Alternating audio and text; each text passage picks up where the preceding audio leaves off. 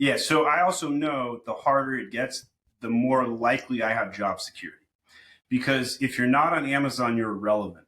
And the Mm. second that statement's not true, my agency will just pivot over to wherever we need to be, right? We help people on Walmart, we help people on TikTok, but I'm here to tell you it is 10 times harder to sell on Walmart and you get 1/30th of the return. So why would Mm. anybody want to do that?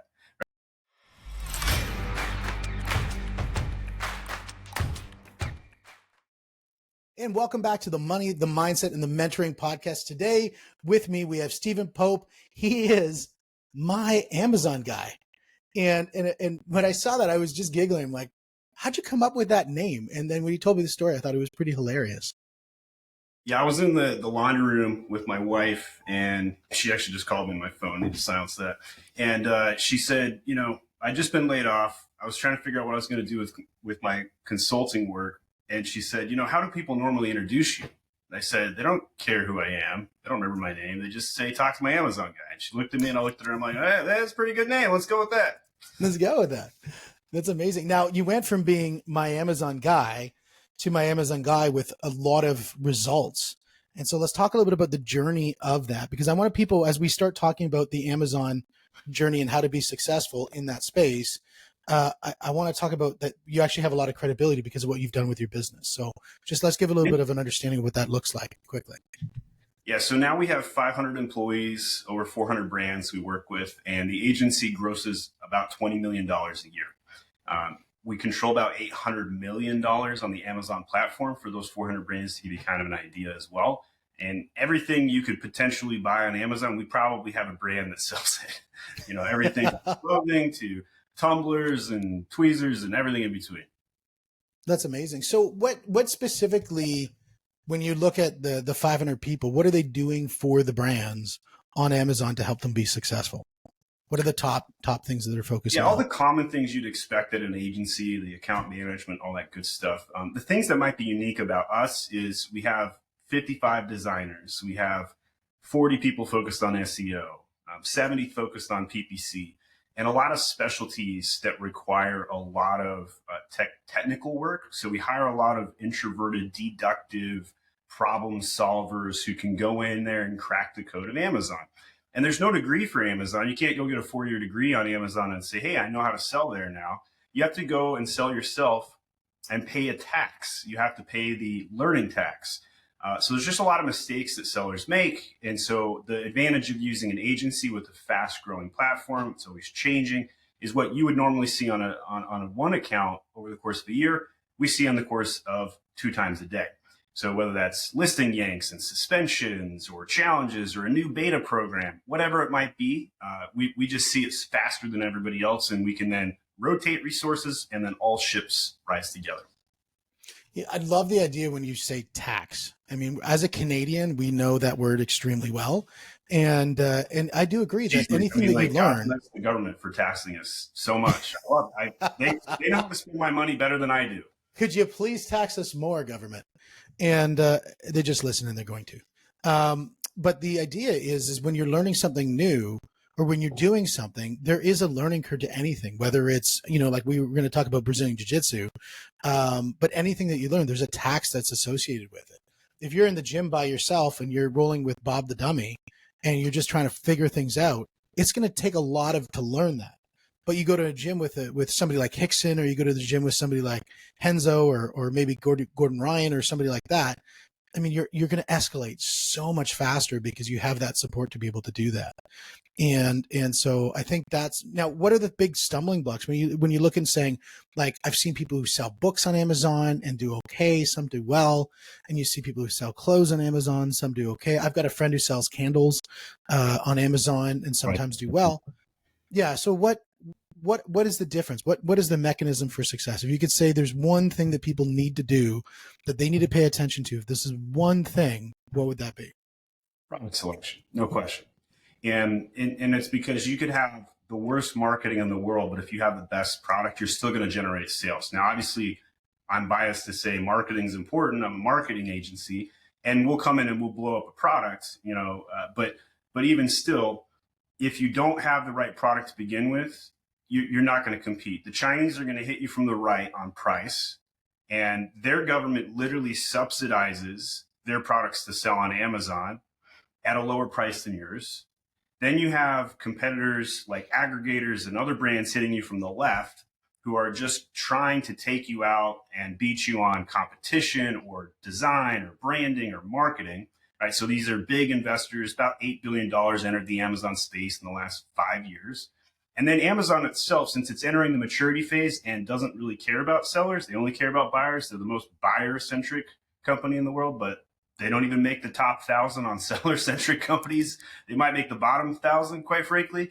And then they're getting hit on the top, and Amazon's squishing down because they're adding hurdles and layers of documentation, and then they'll shoot first and ask questions later. And one day you'll just log into your account and it's suspended, or your main listing is taken down and you see a lost dogs page, which is kind of a niche thing that happens to sellers. So as a seller, you're getting hit from the left, you're getting hit from the right, and the Chinese and the Amazon's hitting you from top down, and you get scrunched in this box and you don't know what to do. And so, turning that into jujitsu, it's like, man, if you don't know how to shrimp, you're done, right? So you got to know how to get out. You got to know how to get around the body and protect yourself. And so as an agency, we are basically a jujitsu coach, protecting the seller and making sure they know how to go on the offense after they get off the ground. Now, you mentioned a buyer-centric and a seller-centric environment. And I want to flesh that out because I think that's sort of something that I want to have a better understanding of. So talk to me about what those two ecosystems look like. So as a buyer, Amazon's great, right? And Amazon's a monopoly. Let's first establish that they're 100% a monopoly. Now, it's been great for buyers as a monopoly. Why? Because I can order anything and get it same day delivered, 4-hour delivery in Atlanta, right? And it's amazing what their logistics have pulled off, right? 10 years ago, this was unheard of. And still today, I don't think anybody can name a second platform that can match Amazon's logistic capabilities. Walmart might be the next closest, and they are terrible, right? Like there's no distance second. Like I don't know about grocery pickup over in Canada, but in the United States, it takes a half hour. You go to Target though, and like I swear to you, they're waiting on the curbside for you. So Target's a sleeper. I think they're the dark horse that might surprise us here in the next couple of years. But in reality, Walmart's not a marketplace. They are a retail store playing online. And Target, similarly, same thing. They also have a closed marketplace. They're not really taking on sellers. There's probably about 1,000 sellers that can sell on their platform. Drop shipping is dead. You can't really do that. Amazon's hostile to that now. And then you got the Chinese coming up with a couple of programs a la TikTok and Temu. And again, subsidizing them. So they have a fighting chance, but what they don't have is any logistics. They don't have the facilities. They don't have these giant football stadium-sized FBA facilities that Amazon has in 500 plus locations. Yeah, absolutely. The distribution from Amazon is just insane. I was talking with, actually my brother used to work for a company that was getting into to try to compete with Amazon on a distribution level, and their burn rate just chewed them up and spit them out. Yeah. I mean, if you don't have like $5 billion sitting around, good luck. It's just not going to happen. Level of stuff. Where I live, if you drive down one stretch of the highway, I think there's like 5 of those. I think a football stadium probably is an underwhelming statement to what the size of those things. I'd probably say 5 football stadiums. They just feel like there's helicopters who land the AC units on top of those buildings because they're just too damn big. So, I think that happens. Yeah. So the idea of saying that, okay, so they're the devil that you got to work with. And you said they're not. And sellers are the devil you have to work with, 100%. Yeah. So as a seller, what would make a good seller ecosystem, and why is Amazon flawed in that perspective? Well, sellers want to be able to market their customers. Amazon takes that away. So you can't email your customers. It's very difficult to generate reviews. You have to pay to play. And so, I was one of the original gangsters, so to speak, on Amazon. I was selling products in the beta advertising program for 2 cents a click and getting slot number 1 for PPC, which, if you go back in time, I wish I had the wealth I have today back then to invest in products and get ahead of the game, because that was when you could just print money on Amazon. It was insanely easy. Today, it's very difficult. PPC costs are equivalent of Google, Facebook, etc. And so you have to pay to play. They're running out of spaces to charge you for ads on Amazon. Ad costs are up like 25%. Amazon makes more money from PPC from sellers than they do from all of AWS combined. That changed last year in 2023. So the platform is built to make Amazon a profit today. Now, when they were first growing up, they were all about growth, investment, and that's when sellers were having a heyday. But today, they're squeezing the seller. Most recently, they announced some new seller fees. They're now charging you for low inventory. That is, if you don't stock your product that's been selling in the platform, they will charge you a fee for not selling it. And that's insane, right? Like that is like the kill shot that is really making people think, man, I really hope there's an Amazon competitor like now. Shopify, Temu, TikTok, whoever it might be. Hopefully not a Chinese-based company because, man, I don't really want to run over to that side of the world. But that's the reality we are in today. Now, what makes somebody say, like yourself, who's really deep into this whole thing, say, I'm going to not go from my Amazon guy to not my Amazon guy? And because what you're saying is, as a seller, this is a very sort of difficult play in that space. Why? What gives you hope that people are still going to say, because as the Amazon guy, you probably want people to still think Amazon's a viable option. And I do. But I also, what opens that up to say that that's the case? Yeah. So I also know the harder it gets, the more likely I have job security. Because if you're not on Amazon, you're irrelevant. And the second that statement's not true, my agency will just pivot over to wherever we need to be, right? We help people on Walmart. We help people on TikTok. But I'm here to tell you it is 10 times harder to sell on Walmart, and you get 1/30th of the return.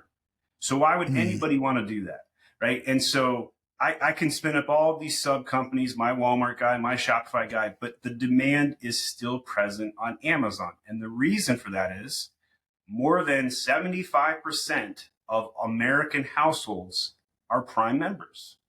And if we quiz random people, what was the last item you bought online? It was a tweezer, it was some soap, whatever it might be. Where'd you buy it from? Amazon, 93% of the time. And you know, how many of us are willing to purchase something off of a website today? Do we trust them with their credit card? Do we want to invest in the time of setting up the checkout cart? That's 10 minutes of effort. Why would I even want to do that?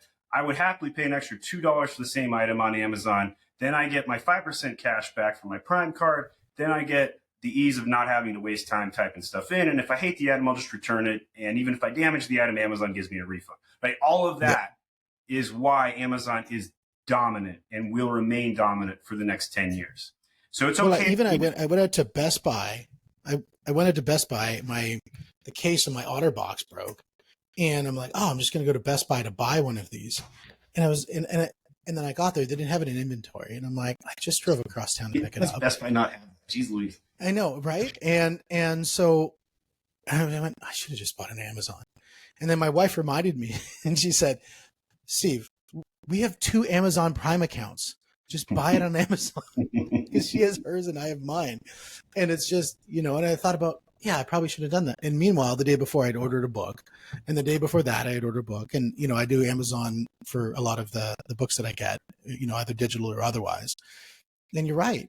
Everybody buys from Amazon. So the buyers, I can agree with you, from the buyer's experience is so great.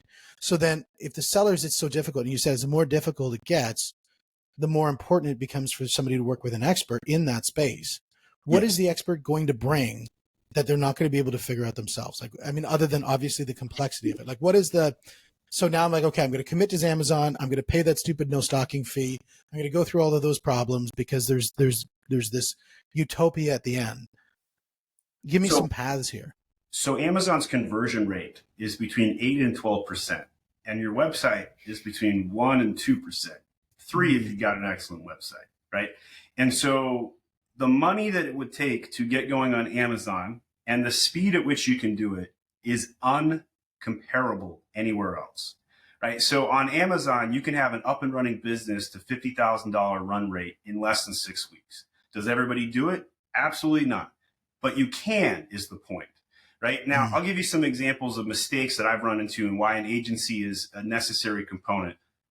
So I sell on Amazon myself, and I've had some of my own troubles. I've paid my own tax. This is a hot sauce bottle I launched. I order 1,000 of these. I got a great design. I spent $1,500 even just making the dang logo. I'll put it up there, front and center in the camera so you can see. Like, it's a nice little hot sauce bottle. Now, I say little, but it's actually 5 pounds, and it's made of glass. So I thought, at this point in time, this was like 5 years ago, I had no warehouse. I was bootstrapping it out of my own home. Okay, so I was, I had a pallet of this in my garage, whatever. So I was like, I don't really want to do the prep work. So I decide I'm going to send this in to Amazon and pay them to do the prep work, which was the whole point of FBA. So Amazon, to their credit, takes my bottle, puts it in bubble wrap, throws on the label, and puts it in stock. So far, so good. Then I launch, and the stories start popping in. I start getting pictures. And what happened is they shipped out my bottles in padded envelopes. They refused, after weeks of me fighting them, to not ship this out in a box. They basically said you had to ship that in a box to begin with. And I was like, well, then why am I freaking paying you for prep work? Right? Like, it made zero sense. And so even an Amazon expert at this point, 5 years ago, I was doing pretty good, $1 million seller, but like, I didn't comprehend stuff like that. So if an expert makes mistakes like this, costing thousands of dollars, then somebody who hasn't even attempted it themselves, even if they've sold on other platforms, is not prepared for the stupidity, dare I say, that you have to go through as a seller. And that's just one example, right? I could spend the rest of this podcast talking about challenges that sellers go through. And it's just insane. Like, Chinese attacks are happening, hijacking your listings. Now, it's interesting because there's this dichotomy of the difficulty level, and this props up the agency and makes it a viable model. But for the sellers, they still have to do this, because if you don't, where else are you going to go? Right? That's what happens when a monopoly is created. It makes it really difficult, nigh impossible, to succeed without Amazon. Yeah, there's a lot of companies, and I do know companies that have succeeded outside of Amazon in the small product space, but I would agree with you. I always wonder, I look and I'm like, why are they not on Amazon? And now you're starting to give me hints as to why. But maybe they just didn't realize that somebody like my Amazon guy exists. And so, they've just, again, tried to go through that process alone. And so, number one, we talk about that. The number two thing is we've now got it on Amazon, and you talk about an 8% conversion rate. What's driving that conversion rate? And is it something that you're doing as an organization to help them? And if so, what are those things that you're doing? So there's two main drivers to get traffic on Amazon. The first is pay-per-click advertising, pay the piper, and the second is search engine optimization. And that's earned media. Just like you would on Google for a website, you do the same thing on Amazon. You'll do things like put keywords into the listing, the title, the bullet points, the description. There's a thing called A+ content, which is kind of the nicer design elements, enhanced brand content, if you will, in the bottom of the listing. And in there, you can actually put alt text, that's keywords for images, behind the photos. And this is programming to help the robots understand this is what the product is about, help you get seen by more and more people. And so what we have found is you can double the keywords that you're indexed for by following a few basic principles. Number one, add 500 words of copy in your A+ content. Number two, add keywords behind the photos, 100 characters per photo. There's generally somewhere around 30 photos you can do this behind the brand story in the A+ content. And number three, create a keyword list of things that have relevant traffic with high converting terms and a volume that you track, and rotate your copy, your search terms, all of the things that we just talked about in sync with trying to chase that. And in addition to that, pay the piper and do your advertising. And if you do those things, you're going to do well. There's also, one of the fastest ways. So if you're an Amazon seller today listening to this, this is a hack for you. It's your main image. Your main image is the most important thing that you can get right on Amazon. Fastest way to grow, easiest thing to fix. So if I was to sell this soap right here, I could have a single box like this and put a 4-pack in the top corner and call it a day. But in reality, what would be better for a main image is if we have the soap outside of the packaging underneath it like this, and demonstrate what the product does. And in addition to that, So this smells pretty good. This has got some flower scents involved. Let's put a little flowers on the main image, give it some color pop, and give a consumer like, hey, I can see the packaging, I can see the product, I can see the scents, I can see the ingredients. Now I have a compelling reason to click this listing. And if you do that, you're going to generate lots of traffic. And the best thing about this too is, since conversion's already solved for on Amazon, you only really need to fix traffic. But when you focus on traffic, the conversion also goes up, ironically. Oh yeah, I would think so. The the one thing Amazon does so incredibly well when you talk about the buyer focused experience, and we actually quote it in other systems when we're teaching sales training and funnels and all these other things, is the idea that the frictionless transaction. And Amazon has made that to a T. The fact that you can go onto a website and just one click and buy, and it shows up the next day, that is just so super simple. Rather than having to go through a whole checkout process and all these other things, it makes it really easy. And I just wanted to show you what the main image end result could look like based on that demonstration here. So you can see we got the apple cinnamon to the left of it. We got the 4-stack, all that good stuff. And that makes a big difference. Oh, that looks great. Yeah. I'm in the market for soap. I really like, there's a soap that was a Star Wars soap we bought a little while ago that was epic. It's probably made by Dr. Squatch. Dr. Squatch, that's the one. It was the number best. one competitor. Oh, yeah. Is it? Sorry, man. No, it's okay. I was trying to take their market share by making a female character, and it works. Ah, got the cease and desist and everything. Nice. Oh. And by the way, I'll scroll down. Here's what's the brand story module. Here's the A+ content. Your goal on Amazon is to take up as much space as humanly possible. Here's a little alt text viewer. Every single one of these photos, little Chrome extension to see that, has alt text behind it. Right there, this one, I'm using Spanish in some of these as well. Spanish, fastest growing. So smart. Yeah, fastest growing. Yeah, alt text is I think there's one of those secret little hacks that people don't understand when you're actually putting in I think it's called metadata or whatever, is putting in that alt text so that it actually can be found through the bots. And then horizontal space, you get all this stuff. These are things most sellers aren't doing today. But like, that's 19 modules, increases the average order value, links all the products together, especially the bigger your catalog, the more important that becomes. Now, that is a question. If you look at your catalog, does catalog size matter when you're going onto Amazon, or is it something that is Yeah, it depends. Like, it depends on your goal, right? So if you're selling clothing, you're going to inevitably have high SKU counts, size, color, etc. But like, if we looked at my sales, so my top 2 seller SKUs do just under $100,000 a year. So like some masculine soaps, this is one of them right here. Macho soap's another one. And these 2 soaps do like 40-50% of all of my sales. So if I wanted to simplify my life, I would just sell 2 soap SKUs. But I'm looking for a brand. I'm looking for expansion. Therefore, create additional sense and, make stupid ideas like this one. Like, I thought, teenagers will buy lit, drip, bustin' and vibe. Spoiler alert, no, they don't. They don't think it's funny when I made that. That was a bomb. But we also do things like, I'm overstocking something. We'll call it the mystery SKU. I still sell 100 of those a month. I don't know why, but people like mystery. That's how I order off the menu when I go to a restaurant. When I go to a restaurant, I don't want to pick what's on there. I'm just like, you know what? Show something up on my table that's going to be fantastic. Don't tell me, just make it happen. So I would be probably one of those mystery soap buyers. When I launched this product, it totally bombed. Monkey farts, dirty socks, swole pimple popper, right? This is what happens to entrepreneurs when they're so full of themselves. They're like, I'm going to make the next funniest shit ever and launch this stuff. Spoiler alert, no, it did not work. I gave a lot of my clients and employees monkey farts for Christmas this year. Let's just say that. Yeah.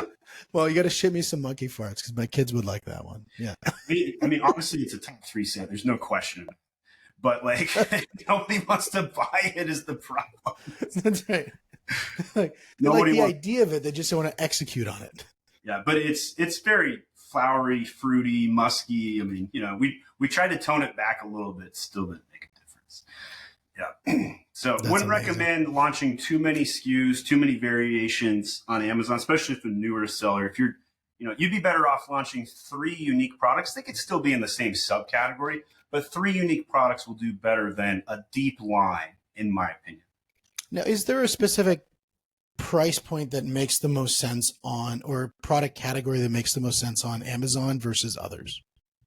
I mean, there's going to be a lot of theory and opinions that people will give on this, and I'll answer your question, but I'll be honest. The higher level answer to that is to simply stick to what you know, right? So I was a competitive chess player in high school. I played in the U.S. Chess Open. I named my youngest son after Magnus Carlsen. Like, I am a chess avid. I beat the CEO of chess.com in a chess match last week, right? So like, I'm a chess player. If I were to sell chess sets on Amazon, which I'm not going to because Queen's Gambit came and gone, but if I was going to, I would be very good at what I do. Now, if I tried to sell dental floss, let's say bamboo dental floss, because that was a thing 2 years ago, I wouldn't know where to start.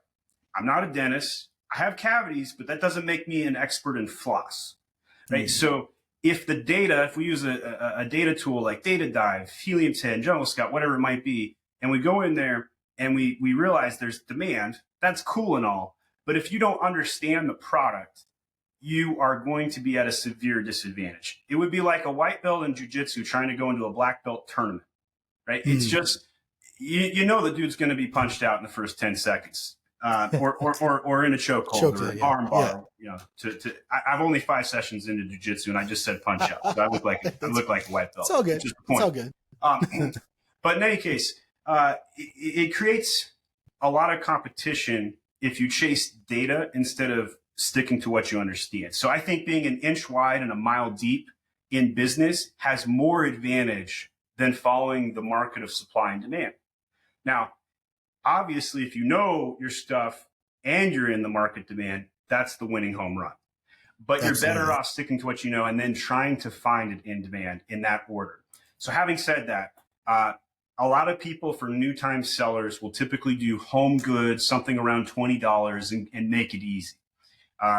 But if you're smart, you will go counter narrative and do some more complicated things and make that your competitive advantage. You'll do $200 items on Amazon that are bulky. Why? Because 99% of the internet will avoid it. And that makes it your competitive advantage. So just like I talked about the hot sauce bottles, I also sold wine glasses. Everybody I ever talked to is like, why do you sell wine glasses? Aren't there breakage? And I'm like, yeah, there is. That's why I know you're not going to do it. That's why I do it. Right. And that becomes a competitive advantage. So all of the things we could say, pro benefit, pro negative, whatever, they're all balanced in a sense, right? The market will balance that out, which is why I think sticking to what you know is way more advantageous because you can't balance that. Yeah, that makes total sense. I think Bruce Lee says it best. He says, don't fear the person who learned 1,000 things and did it once. Fear the person who learned one thing and did it 1,000 times. And I think focusing on what you know, I think is so critical. But you did say something that kind of spawned some thoughts around the idea of the chess game and selling chessboards. You're like, well, Queen's Gambit was gone, so it's not the right. It's about timing around items being sold at specific times. Is there some specific and unique advantage around that? If there's, some movement that's going on, say medieval stuff's on Vogue and you're going to start selling online swords or, whatever it is, obviously saying that the first rule that it is something that you have in your inventory or in your wheelhouse, that timing could be something that could be certainly factored in, or you just think anytime's the right time. So if you like sticking up with cultural phenomenons and the next time a Star Wars film comes out or Netflix does a series and Stranger Things and whatever, and you want to keep up with that and ride that, then you can have some fun with it.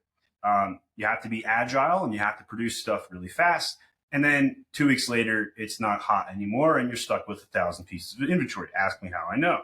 And so the question then becomes, would you rather have a sustainable product like a soap that everybody buys year round, and I can pretty much forecast you how many soaps I'm going to sell for the next year and tell you which months I'm going to sell what? Or would you rather chase the next fidget spinner? And let me tell you, there were a lot of people that bought container loads of fidget spinners 6-7 years ago, and they still haven't sold them all. Yeah. What would you do with a container full of fidget spinners? Go to Baltimore and find some salesmen on the street. But even then, they still haven't sold through their 2018 stock. So Yeah. Yeah. I saw that with, what is it, those Pogo things or whatever? They're like those little collectible chips. I think I've heard about those stories where people end up with a high inventory that they just need to melt down or something and sell it as like raw parts. So sticking to what you know will prevent you from getting hit like that. Now, if I had done chess sets and then Queen's Gambit came out, I would have been buying, 10x my inventory, and then a year and a half later, I'd be like, oh gosh, I'm sitting on a bunch of stuff, which is what Yeah. happens. So even if you stick to what you know, those cultural phenomenons will come and go and affect you, and you ride it while you can, and it's nice. But then after that, and then all of these competitors show up, and then your brand is it just beats up. So even if you chase it and succeed, that's when I would sell the brand, right? And so Yep. investors typically are not going to want to buy a high SKU brand. They typically want to buy something easy to run, sustainable, and predictable, right? Same idea with McDonald's and a franchise. You dumb it down so easy that an idiot can run it, because if you don't, somebody else will. Yeah. That makes total sense. Now, once you have that product that you know really well, you know that it's going to create some repeatable business. You talked a little about driving traffic using, obviously SEO oriented stuff, but then you also talked about, pay-per-click advertising. And when you look at the pay-per-click and you look at somebody who's got a $20 thing, how do they make the math work on the pay-per-click so that it's actually viable? So most categories like home goods still averaging about 80 cents a click. And so it works out in a lot of categories. Now, a category like supplements, where it's $5 minimum bids, it's the LTV, lifetime value. So what you do is you sell at a loss when you first start. There's a thing called the honeymoon period. You get more sales to get more sales. You need sales to get sales on Amazon. It's a weird saying. And then it snowballs you into getting those additional earned media placements. Right? But if you can get a supplement to launch and rank it organically for 2, 3, 4,000 keywords in the first 90 days, you're going to get thousands of cursory sales. And so that's how you maneuver around high PPC costs, is by basically jettisoning as quickly as possible on the platform, generate the buzz, leapfrog the rankings, and then sustain it through lifetime value, reorders, subscribe and save, and whatnot. So the really important thing for them to look at if they're going to go to the pay-per-click model is they really have to have a really good program for a lifetime value. Like if you're going on and you're selling a toaster and that's really all you got, you've got to be really honed in that your lifetime value is that one toaster. But the idea of you sell toasters and then you sell other kitchen products, or maybe you sell, something else that goes adjacent to that you could sell. Is that kind of what you're saying? To be successful on Amazon, you must advertise. There are probably some exceptions to some things I say on the podcast today. There's going to be a seller out there that's not doing ads, killing it, doing $1 million. But realistically, if he was doing ads, he'd probably be doing $3 million. And so you have to take into consideration that Amazon is pushing ads so hard that if you don't do it, you're leaving sales on the table. Now, does it take out of your profits and margins? Absolutely. Certain categories, the lifetime value is going to be more guaranteed, longer value, 7 sales averages, etc. If you're selling a single item with one-time purchase and that's your lifetime value, then it has to be sensical, and you got to be going for an A cost of 25, 35%. But in supplements, you could do 300% A cost, 300% of the value of your product in advertising costs to acquire a customer, and it still works. And we still have 50 supplement companies starting up every day because it still works. Yeah, that makes sense. I know that business is absolutely exploding. And I think on Amazon, that's probably, as you said, 300% as your advertising cost, and the life cycle you're looking at. What's your recovery on that, do you think? With somebody like that, is that 3 months, 6 months, 9 months? It's going to be closer to a year for a supplement, no question.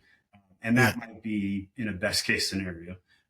There are certain brands like Zule Kitchen. I know the owner, his name's Aaron. He launched the most common basic kitchen accessories you could possibly imagine, right? If you type in kitchen accessory, probably 4 of his items will be at the top of page 1. So we're talking like lemon squeezers and all kinds of things, and things for other vegetable peelers and stuff.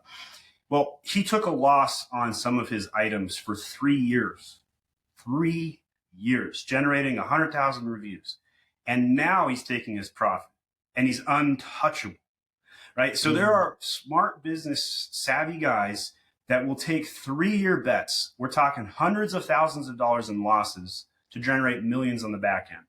But when that dude goes to sell his business, he's going to get an 8x multiple, right? Where an average seller might get a 3.5.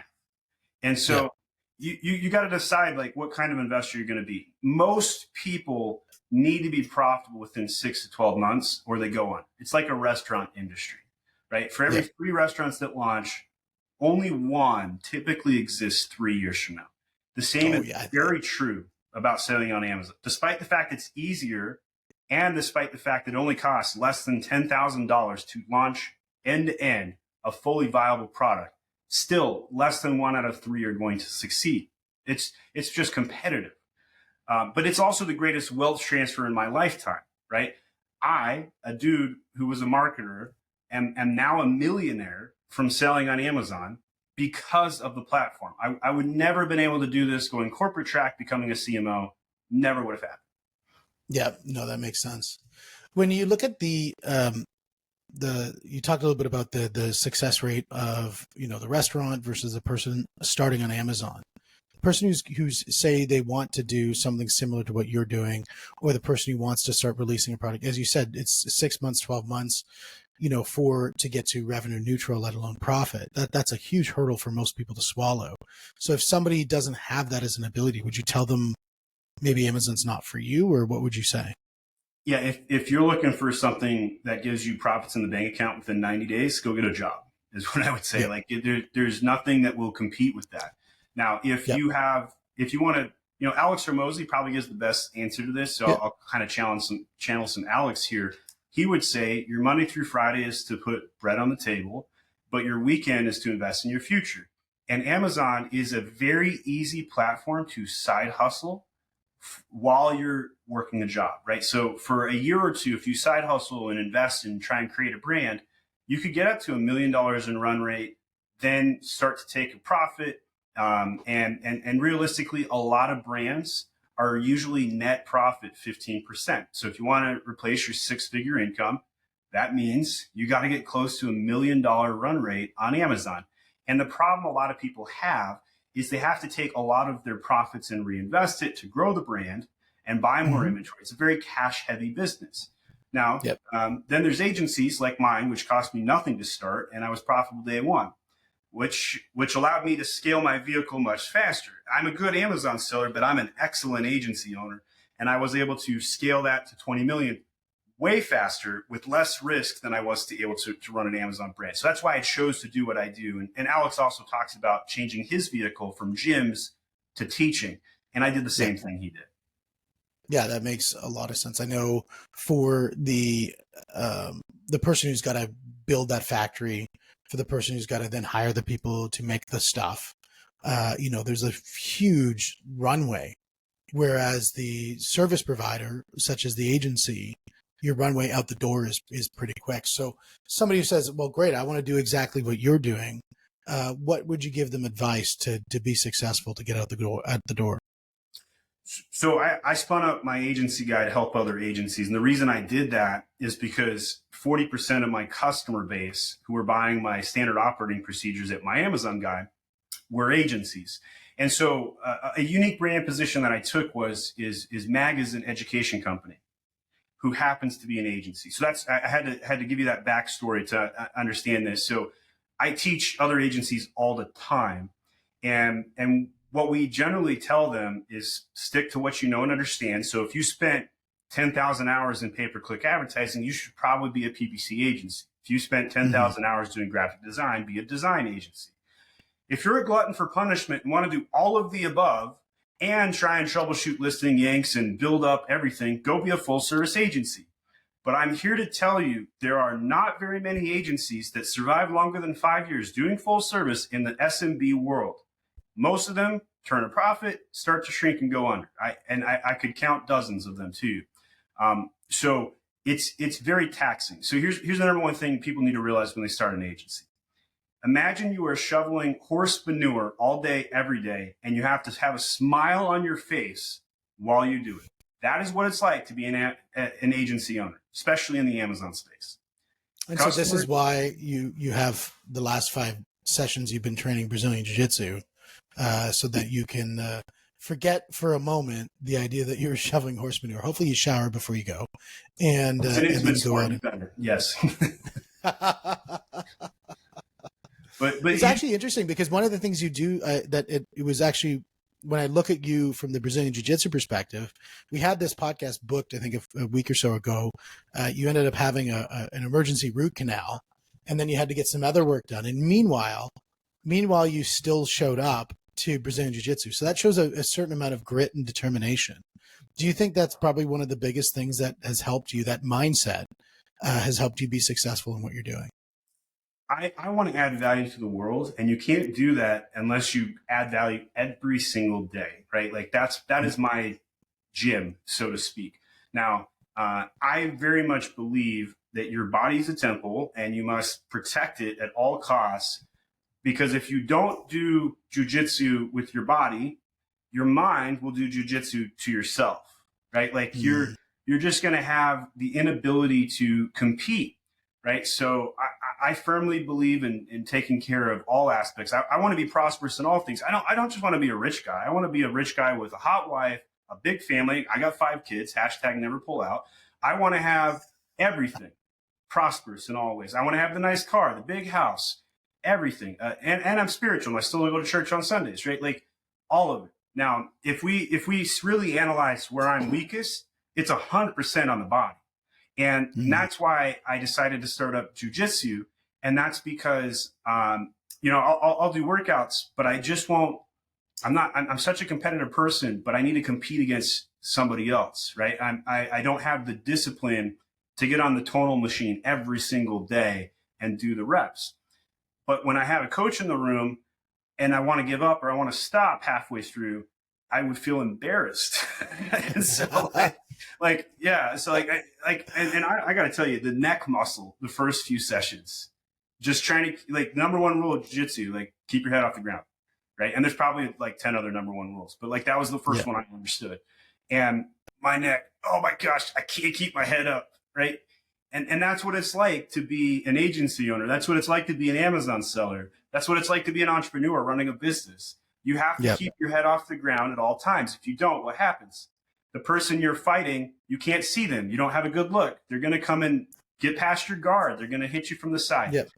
So yeah, that's why I think it's so important to show up. And even though sometimes I don't want to, sometimes I want to curl up in bed and just sleep in. And I can do that. I've hit the I win button in life. I mean, like, realistically, I don't have to do any of this, but I have a piece in me that it's never going to be enough, right? Like, any high drive individual who's listening to this will resonate with this. It's never enough. No matter what goal you hit, you always set another goal that's twice as hard, and you must continue on. That's just how I am programmed, how most high drive people are programmed. And so I want to build a business that outlives me. I want to build a legacy. I want to build multiple businesses where what I have taught is taught again and again and again, right? I want to be the Bruce Lee of business in my world and teach hundreds of students, which spawn Jackie Chan's and Yeah. how many ever other people that come from that. So that's what's keeping me going. That's why I show up. And that's amazing. And you definitely showed up today with a lot of really valuable nuggets, and the idea of, really honing in on that one thing that you're good at and really doubling down on it with some really sage advice about, focusing in on the things that are going to be successful for your business. And, Stephen, thanks you so much for sharing all the amazing information about Amazon. It's one of those worlds that I've always looked at and with confusion. As the buyer, no problem. As getting on as a seller, I think you've definitely opened some eyes into that environment. So I thank you for that. Thanks for having me on. It's not passive income. No, it never is, just like real estate. And so the idea for people to get a hold of you, the best thing is you've got your podcast, which is the My Amazon Guy podcast. That's a great spot to reach you. And for other spots for them to reach you, I know you've got also like your My Refund Guy. You've got a couple other, things that are out there that I thought were really interesting too. We didn't get a hit on those ones. But the easiest way to reach you would just look up My Amazon Guy. I think I typed that once and it was so easy to find you. So kudos yeah, for and that. even if you just type in any Amazon problem, you'll probably find some of my content. I've got like 5,000 pieces of videos and graphics and tutorials out there. I'm very active on LinkedIn. Hope to see you guys around. That sounds amazing. My friend, thank you very much for joining us. I really appreciate you. And this is the Money, the Mindset, and the Mentoring podcast. We will see you guys on the next one.